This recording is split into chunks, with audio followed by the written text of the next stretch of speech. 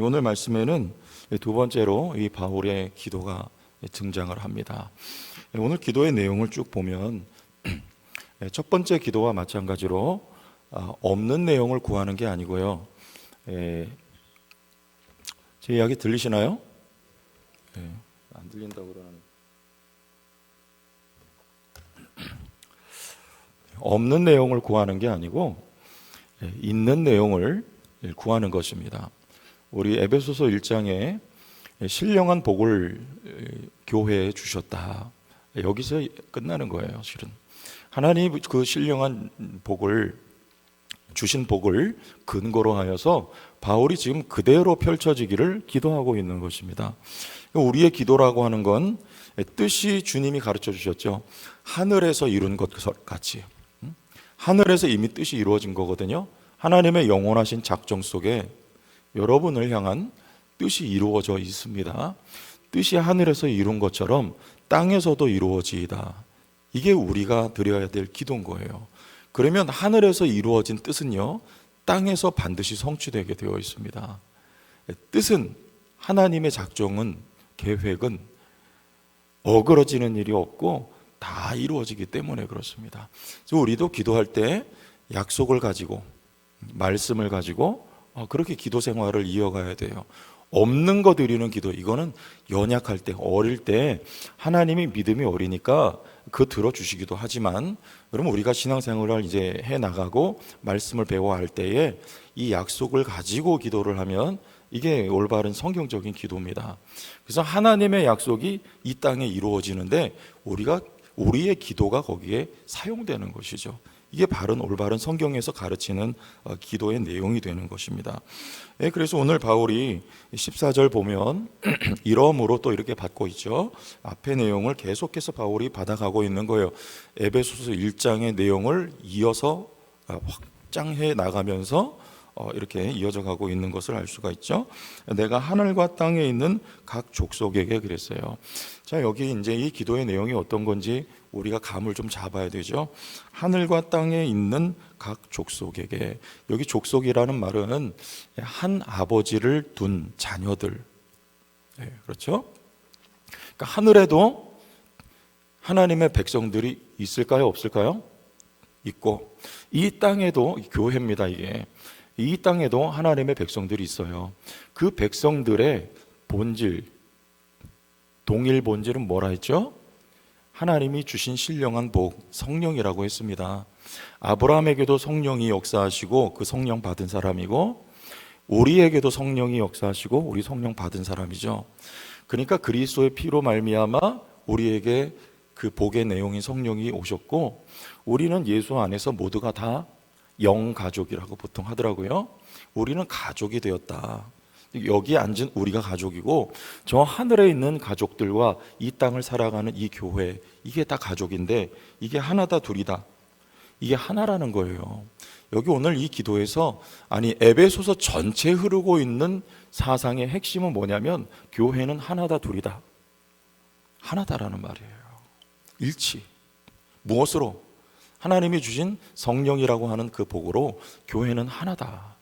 이게 굉장히 중요한 가치입니다. 하나님이 만물을 창조하실 때 사람도 창조하시고 만물도 다 각기, 사람도 남자와 여자로 창조하시고 다 달라요.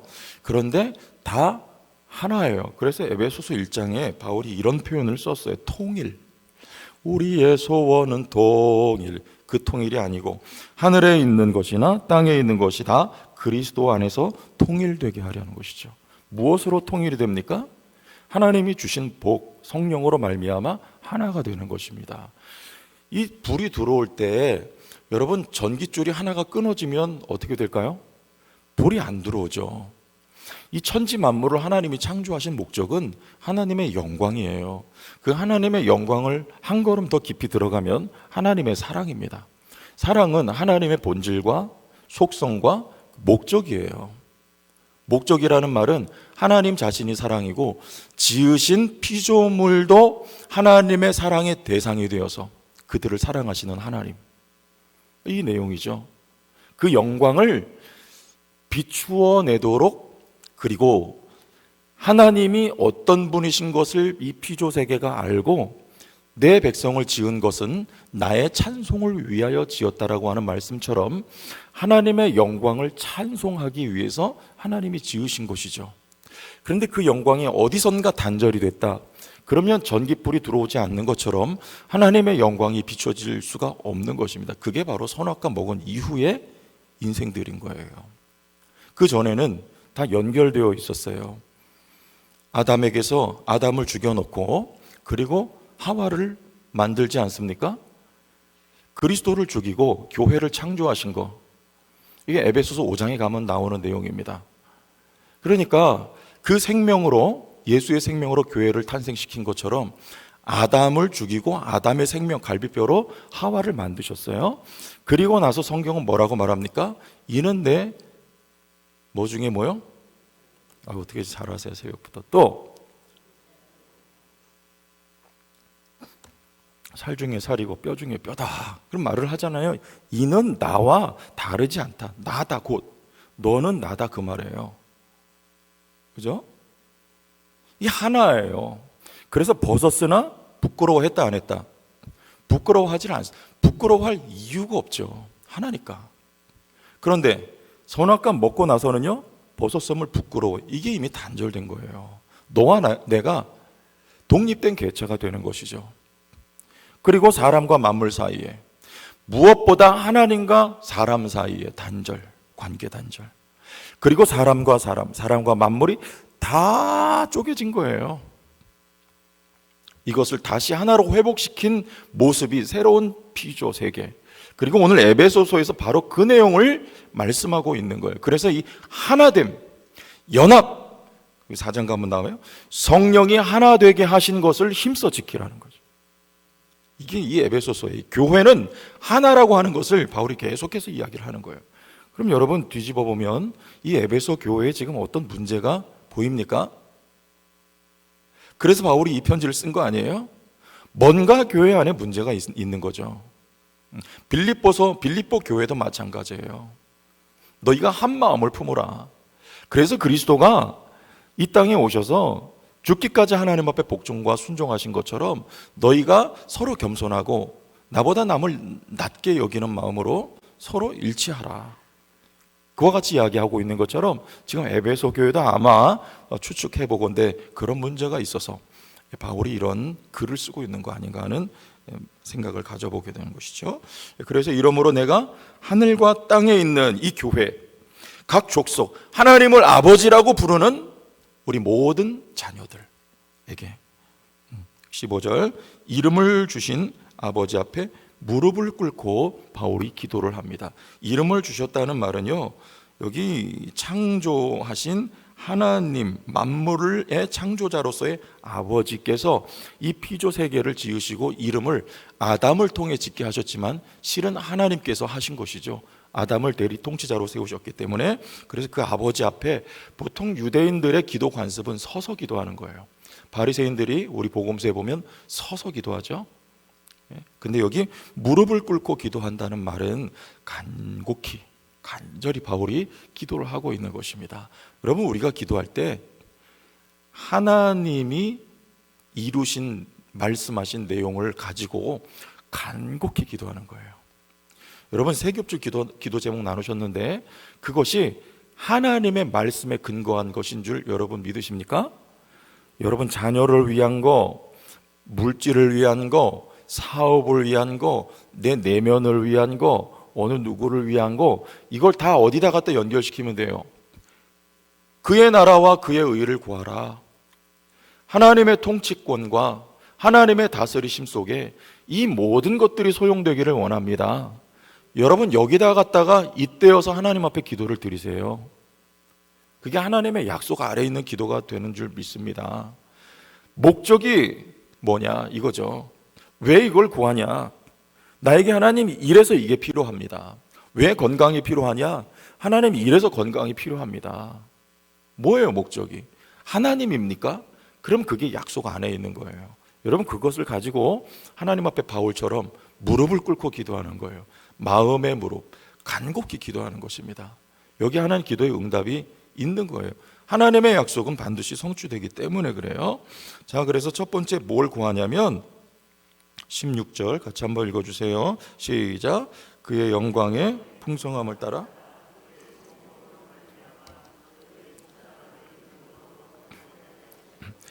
자, 그러기 위해서 하늘에서 뜻이 이루어진 것처럼 또 신령한 복을 우리에게 주신 내용을 따라서 하나님이 이 교회의 하나됨이라고 하는 그 가치를 위해서 매우 중요한 거예요.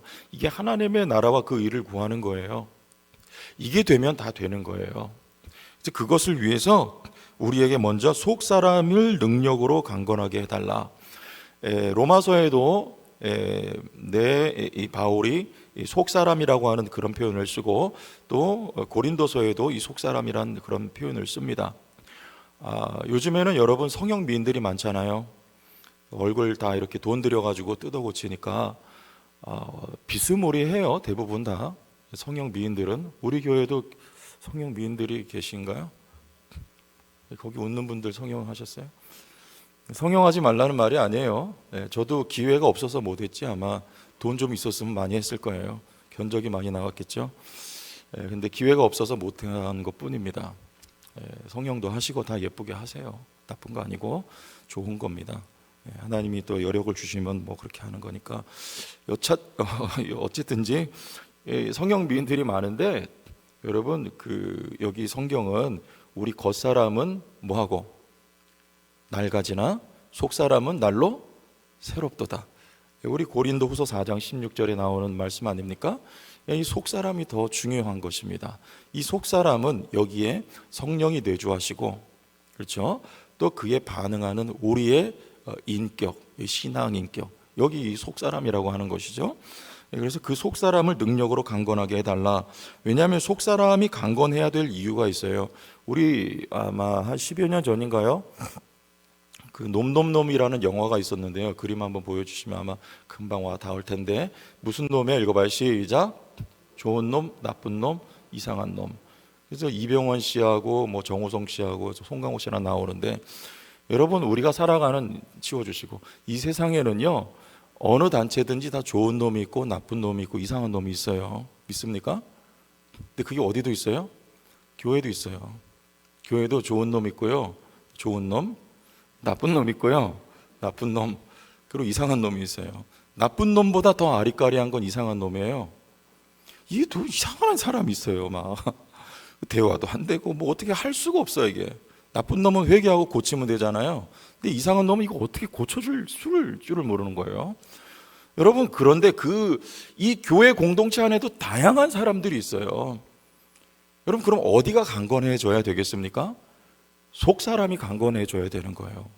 속 사람이 강건해져야 될 이유는요, 모두를 다 품을 수 있게 돼요. 그래야지.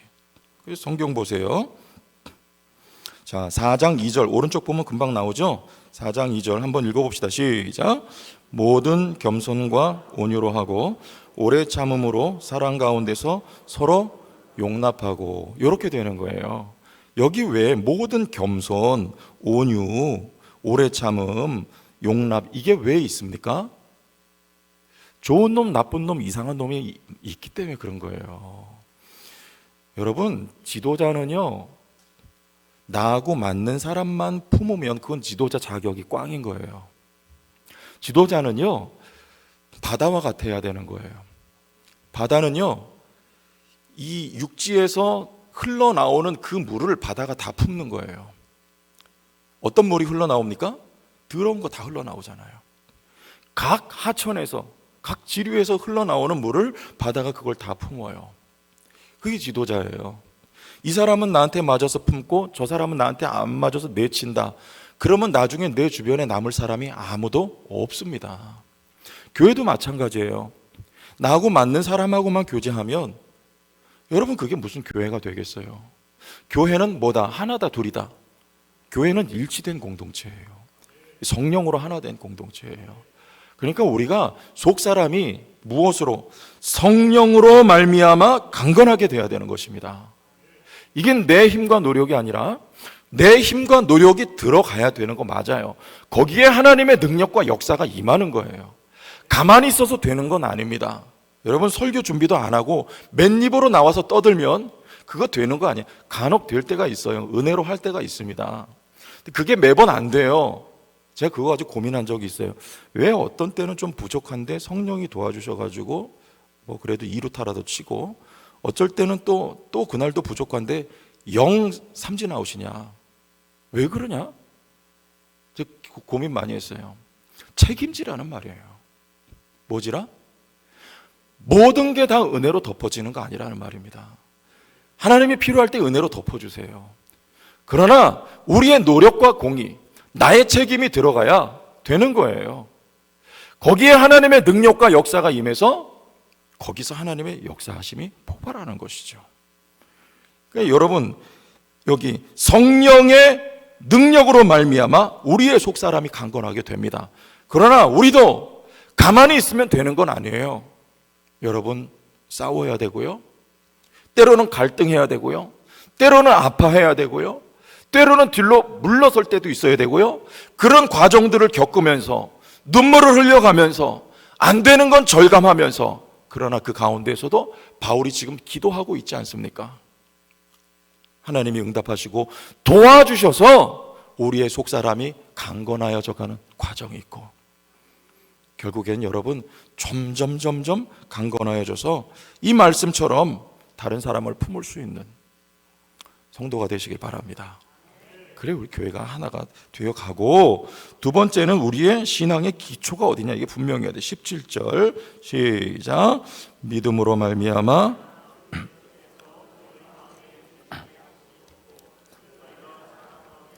뿌리가 박히고 터가 굳어져서, 이게 원예학적으로는 뿌리요, 건축학적으로는 기초가, 터가 굳어져서 그래요.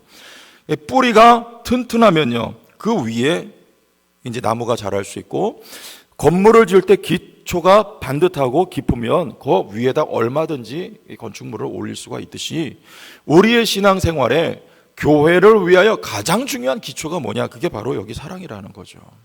사랑. 이거 어려운 주제입니다. 사랑이 잘 안 되는 거예요. 근데 어디서요? 우리 18절, 19절을 같이 한번 읽습니다. 시작.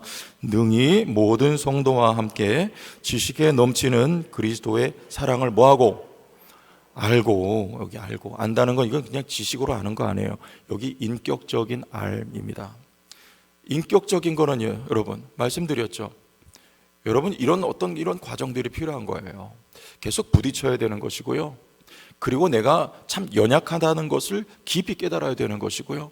그래서 하나님 앞에 이것을 위해서, 왜요? 이게 매우 중요하니까. 하나님의 본질이 사랑이고 그분의 목적하심이 사랑이기 때문에 예수를 믿고 하나님을 아버지라고 부르는 자녀들에게 나타내야 될 반응이 바로 사랑이라는 거예요. 이제 요한도 계속 사랑의 사도라고 하고, 요한의 글을 읽어보면 사랑을 계속해서 외치고 있는 것입니다. 하나님은 뭐다? 그러려면 내가 먼저 뭘 알아야 돼요? 그리스도의 사랑을 알아야 돼요. 19절. 그 너비와 길이와 높이와 깊이가 어떠함을 깨달아.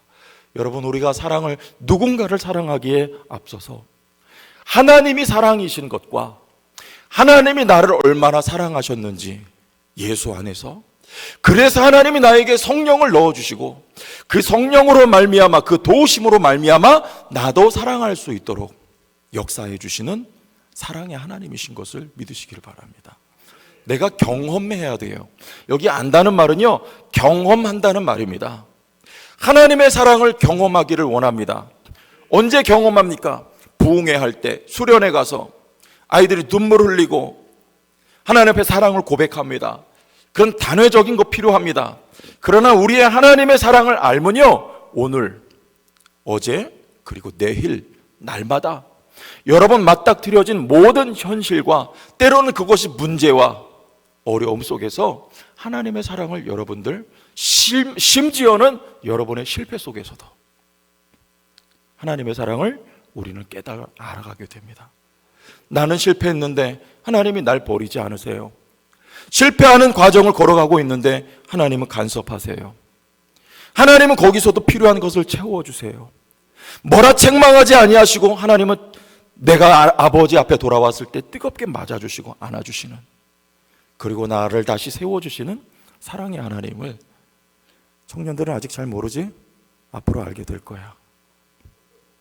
너희들은 성공하길 바라지만 앞으로도 많이 실패할 거야. 왜? 그 속에서도 하나님의 사랑을 경험하게 될 겁니다. 이런 과정을 통해서 아버지가 날 사랑함을 알고, 그래서 나도 연약한 누군가를 사랑하게 되는 과정이 있는 거예요. 깨달아 아는 것이죠. 하나님의 모든 충만하신 것으로 너희에게 충만하게 하시기를 구하노라. 20절, 우리 가운데 역사하시는 능력대로 우리가 구하거나 생각하는 모든 것에 더 넘치도록 능히 하실 이에게. 21절 같이 시작. 교회 안에서와 그리스도 예수 안에서 영광이 대대로 영원 무궁하기를 원하노라. 아멘. 어디서요? 교회 안에 그리스도 예수의 충만하심이 충만합니다. 바꿔 말하면 성령이 충만합니다. 그가 교회를 인도하시고 교회를 만드실 줄로 믿습니다. 그 말은 그가 여러분을 그와 같이 세우신다는 말입니다.